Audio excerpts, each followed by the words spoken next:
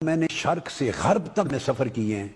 شامی صاحب اور جامی صاحب، روئے زمین پر ہمارا اگر کوئی شخص مخالف ہے اور خود کو دشمن سمجھتا ہے، اگر وہ خود کو، تو بڑا سے بڑا مخالف بھی یہ تہمت نہیں لگا سکتا کہ زندگی میں 40-45 برس میں کبھی میں ان کے ملک میں یا اس شہر میں کئی خطاب کے لیے گیا تھا اور انہوں نے کوئی ہدیہ، نذرانہ، رویلٹی دی تھی اور میں نے قبول کر لیا. ویسے بڑی عجیب بات ہے، یہاں تو لاکھوں میں ریٹ چلا گیا ڈاکٹر صاحب لوگوں کا. پیسے لینا اور اپنے دینی خطاب پر پیسے لینا خنزیر اور شراب کی طرح حرام کر رکھا. ڈاکٹر صاحب کبھی نہیں لیا. انکریڈیبل، یہاں تو لاکھوں میں ریٹ چلے گئے. اچھا، یہ آپ ہر کتاب پہ دیکھیے، یہ بھی آپ اٹھا لیں، آپ کے پاس دائیں بائیں کتاب، وہ اٹھا لیں. ہر کتاب کے جو پرنٹنگ پیج پر یہ لکھا ہوا ہے، یہ اعلان ہے کہ یہ میری طرف سے وقف ہے منہاج القرآن کے لیے.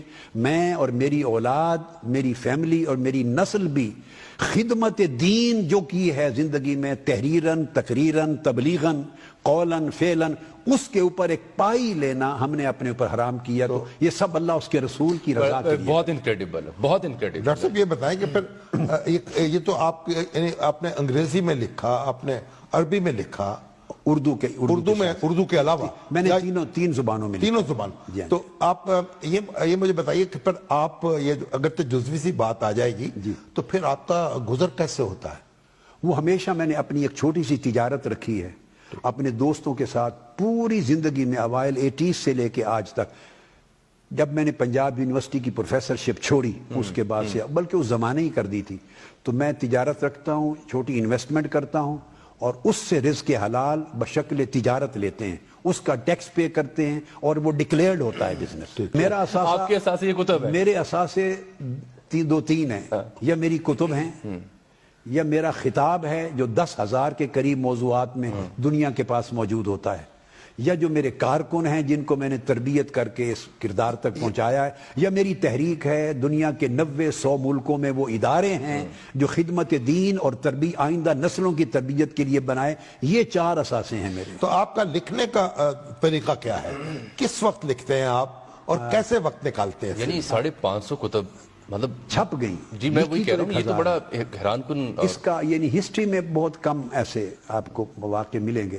اچھا، کس وقت لکھتا ہوں؟ یہ ایک تو یہ کہ میں آلموسٹ 16 سے 18 گھنٹے روزانہ کام کرتا ہوں. 16 سے 18 گھنٹے؟ 16 سے 18 گھنٹے. اب بھی اچھا، آرام کے گھنٹے نکال کر صرف میں مگن رہتا ہوں تصنیف و تالیف میں، مطالعہ کتب میں، کتاب و سنت کی صحبت میں، تصنیف کرنے میں، خطاب کرنے میں، تربیت نسلوں کی کرنے میں اور دین کو نسلوں تک پہنچانے اور اسلام کے اوپر جو ویسٹرن ورلڈ کے چیلنجز ہیں ان کا جواب دے کر. تو میں اس پہ لگا رہتا ہوں. اب جو آپ نے کہا کب، کوئی 30 برس تو ایسے ہیں میری زندگی کے کم و بیش، میں اگر ان ٹوٹل جمع کروں تو 30 سال ایسے ہیں کہ میں نماز مغرب کے وضو سے نماز فجر پڑھی اور ساری رات بیٹھ کے میں نے لکھا ہے. ہاتھ سے لکھتے ہیں یہ ڈکٹیٹ کراتے ہیں؟ اچھا، یہ میرے 3 طریقے ہیں. بہت سی کتب جو علمی اور فنی اعتبار سے بڑا ادق موضوع ہوتا ہے وہ میں ساری ہاتھ سے لکھتا ہوں. عربی کی کتب ساری ہاتھ سے لکھتا ہوں، انگلش کی کتب ہاتھ سے لکھتا ہوں، اردو کی ہاتھ سے لکھتا ہوں. یہ تو ایک حصہ ہو گیا. علاوہ اس کے دوسرا طریقہ میں ڈکٹیٹ بھی کراتا ہوں. 6, 7, 8 جو میرے سٹوڈنٹس ہیں وہ بیٹھ جاتے ہیں اسپیکر فون لگا کے. جو کتاب میں نے موضوع دینا ہوتا ہے تو میں گھنٹوں، کینیڈا سے گھنٹوں کے حساب سے ویڈیو کانفرنس پہ کال پہ رہتا ہوں، میں ڈکٹیٹ کراتا رہتا ہوں.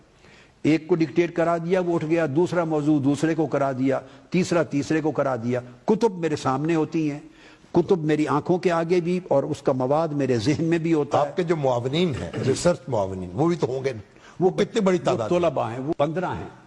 ان میں کوئی مشاق اور مارکیٹ سے لیا ہوا نہیں ہے. یہ منہاج القرآن کے سٹوڈنٹ ہیں جن کو میں نے ہی تربیت تحقیق کی دی ہے. ان کے ہاتھ میں قلم پکڑایا ہے لکھنا. تو یہ پھر حوالہ جات نکالنا، فارمیٹ بدلنا. جی ہاں، بدلتے رہے. ان میں سے کئی فقیہ ہو چکے ہوں گے، جو شیخ الحدیث ہو چکے ہوں گے. نہیں، وہ جو شیخ الحدیث ہوتے ہیں یا فقہا، وہ اپنے اپنے کام کو الگ شعبوں میں انجام دیتے ہیں. یہ ایک ٹیم ہے جو میری کتب کو آخری مرحلے آتے ہیں نا، جب میں کتاب لکھ کے وہاں سے سکین کر کے بھیج دیتا ہوں. ان کے پاس جب پہنچتی ہے تو پھر جو حوالہ جات میں نے درج کیے، فٹ نوٹس بنانا، عربی میں لکھا ہے تو اردو میں ترجمہ کرنا، اس کے ریفرنسز لگانا، فارمیٹ دینا، پھر اس کو کمپوز کرنا، پریس میں بھیجنا، وہ سارے مراحل کر رہے ہوتے ہیں، حوالہ جات کی تخریج کر رہے ہوتے ہیں، تو یہ پھر کتاب کو آخری شکل